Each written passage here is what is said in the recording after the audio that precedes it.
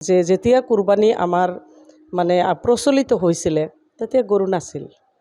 তেতিয়া উট, দুম্বা, ভেড়া এইবিলাকেই কুৰবানী কৰিছিলে। ইতিমধ্যে UCCত যিটো 4টা পইণ্ট আছে, যিটো এটা লিভ ইন ৰিলেশ্যন, সেইটো আমাৰ হাদিছ মতে, আমাৰ কোৰআন মতে সেইটো একেবাৰে নিষিদ্ধ, হাৰাম, চাপ, হালাল নহয়, তাৰমানে বৈধ নহয়, তাৰমানে অবৈধ বুলি ঘোষিত হোৱাই আছে।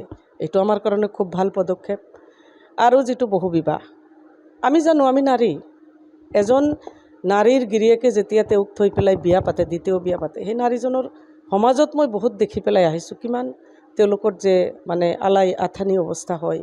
এইটো আমাৰ কাৰণে খুব ভাল এটা পদক্ষেপ লৈছে। সম্পত্তিৰ ক্ষেত্ৰত ইতিমধ্যে আমাৰ মুছলিম সমাজ ব্যৱস্থাত আমাৰ ছোৱালীয়ে সম্পত্তি পায়, 1/3 দিয়া হৈছিলে, এতিয়া সমান সমান, ভাল পাইছোঁ, মই আদৰি লৈছোঁ। এইটোকো পবিত্ৰ ঈদুল আজহা, আমাৰ হাদিছত আছে যে তুমি যিখন দেশত থাকিবা সেই দেশৰ সংবিধান মানি পেলাই চলিবা।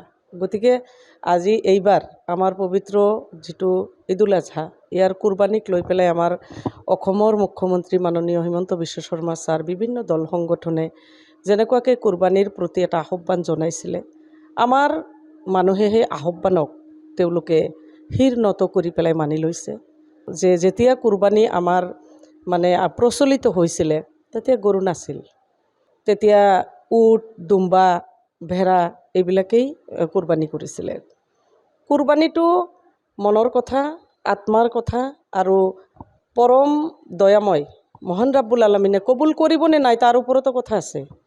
গতিকে কুৰবানী এইবাৰ সকলোৱে যিটো আহ্বান মানিছে, সকলো জাতি ধৰ্মৰ মানুহ, যিহেতু আমি ভাৰতবৰ্ষত থাকোঁ, আমাৰ অসম দেশত আমি আছোঁ, কোনো ধৰ্মাৱলম্বী মানুহে যাতে আমাৰ কুৰবানীৰ জৰিয়তে তেওঁলোকৰ ধৰ্মত আঘাত নহয়, তেওঁলোকে যাতে বেয়া নাপায়, তাৰ প্ৰতি দৃষ্টি ৰাখি পেলাই এইবাৰ মানুহে যিটো ব্যতিক্ৰম ধৰ্মী এটা পদক্ষেপ হাতত লৈছে, মই সেই পদক্ষেপক আদৰণি জনাইছোঁ।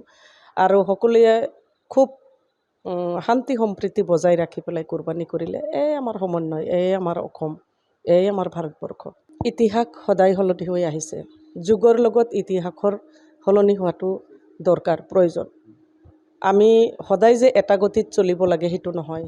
পৰম্পৰাগতভাৱে আমি বিভিন্ন সময়ত বিভিন্ন মানে পৰিস্থিতিৰ লগত মিলি আমি চলিব লাগিব। আমি সকলো মানুহে একত্ৰিত হৈ পেলাই গণতান্ত্ৰিক পদ্ধতিৰে আমি বসবাস কৰি আহিছোঁ। সকলোৰে নিজা নিজা ধৰ্ম আছে। আমাক কুৰবানী কৰাততো বাধা দিয়া নাই, কুৰবানী কৰিব দিছে, কুৰবানী কৰিব লাগে, কুৰবানী হ'ব লাগে, কুৰবানী মহান ৰাব্বুল আলামিনে তাতে গ্ৰহণ কৰিব লাগে। তো খুব ভাল এইবাৰৰ পদক্ষেপটো। আৰু অহা দিনতো পৰিৱৰ্তন আৰু হোৱাৰ আমাৰ প্ৰয়োজন আছে। আমি এটা আশাবাদী যে আমাৰ সমাজখনে অহাবাৰো খুব ভালকৈ আপোনালোকে চাব, এটা ভাল পদক্ষেপ লৈ পেলাই তেওঁলোকে কুৰবানী কৰিব। আৰু ময়ো যোৱা 5 বছৰ আগৰ পৰাই মই কুৰবানী ঘৰত মই ছাগলী কুৰবানী কৰোঁ। আৰু সকলোকে এটা সমন্বয় ৰক্ষা কৰি চলাৰ ক্ষেত্ৰতো মই আহ্বান কৰি আহিম আৰু কৰিছোঁ। যিহেতু মোৰ ওচৰতে বড়ো গাঁও, একেলগে বড়ো গাঁও, অকণমান এইখিনিত যাব আপুনি, আমাৰ যিটো মাছ শুকোৱা জাতি, আমাৰ জ্বলা, তেওঁলোকে আছে। ইয়াতে গোৱাগাছাত আমাৰ অসমীয়া সম্প্ৰদায়ৰ মানুহ আছে।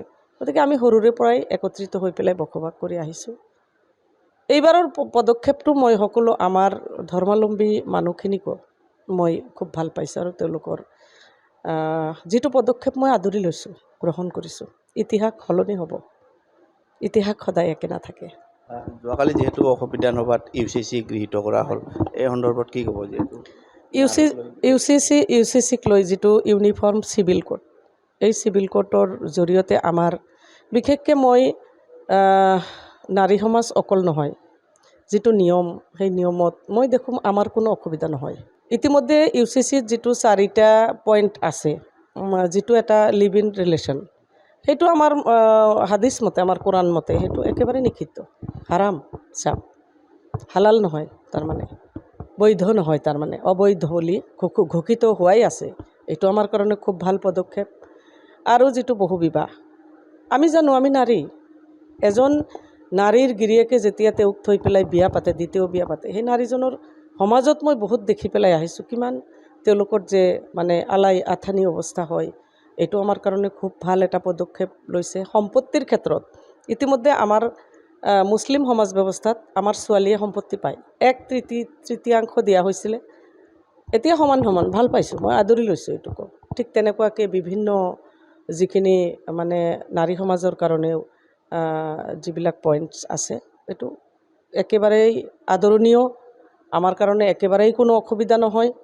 3 তালাক বন্ধ হৈছে, আমাৰ কাৰণে এইটো নাৰী সমাজৰ কাৰণে এটা খুব ভাল পদক্ষেপ, আগতেই কৰিছে। বাল্য বিবাহ বন্ধ কৰিছে, আমাৰ কাৰণে ভাল পদক্ষেপ। গতিকে বৰ্তমান আমাৰ যি NDA গভমেণ্টৰ মাননীয় আমাৰ ডক্টৰ হিমন্ত বিশ্ব শৰ্মা ছাৰ মুখ্যমন্ত্ৰী, BTCৰ চিফ হাগ্ৰামা মহিলাৰী ছাৰ, নাৰী সমাজৰ প্ৰতি বহুত পদক্ষেপত ইতিমধ্যে আগবাঢ়ি গৈছে আৰু বিশেষকৈ মুছলিম সমাজ ব্যৱস্থাৰ প্ৰতি তেওঁলোকে বহুত সচেতন হৈছে। আদৰণীয়। বিৰোধ কৰা মানুহ থাকে, কিছুমান মানুহ থাকে তেওঁলোকৰ কামেই বিৰোধ কৰা, তেওঁলোকৰ গঠনমূলক কোনো চিন্তা নাই। বিৰোধ কৰি পেলাই কি কৰিব পাৰিছে? একো কৰিব পৰা নাই, কাৰণ সপক্ষে কথা কোৱা মানুহ বেছি, বিপক্ষে বিৰোধ কৰি পেলাই একো কৰিব নোৱাৰে। এইটো বিৰোধ কৰাই তেওঁলোকৰ কাম, তেওঁলোকে কেনেকুৱাকৈ এইটো সহমত প্ৰকাশ কৰিব? বিৰোধী দল বুলি আজি আমাৰ অসম বিধানসভাত কেইজন আছে? কালি অসমৰ মুখ্যমন্ত্ৰী কি কৈছে? আপোনালোকে যদি হুলস্থুল কৰে যাব পাৰে, আমাৰ অলৰেডি 2জন আমাৰ আছেই। ৰাইজে দেখুৱাই দিছে, ৰাইজৰ ৰায় যে আমি আমাৰ NDA গভমেণ্টত থকা গোটেইখিনি প্ৰতিনিধিক আমি ভাল পাওঁ, তেওঁলোকৰ প্ৰতিটো পদক্ষেপক আমি আদৰি লৈছোঁ। এইটো ৰাইজৰ ৰায়, ৰাইজে দিছে। বিৰোধিতা কৰিও একো কৰিব নোৱাৰে। আৰু এই চিভিল কোৰ্টৰ জৰিয়তে নাৰী সমাজ, মুছলিম সমাজ ব্যৱস্থা, সকলো জাতি সম্প্ৰদায় কাৰো ক্ষতি নহয়, ভালহে হ'ব এইটো।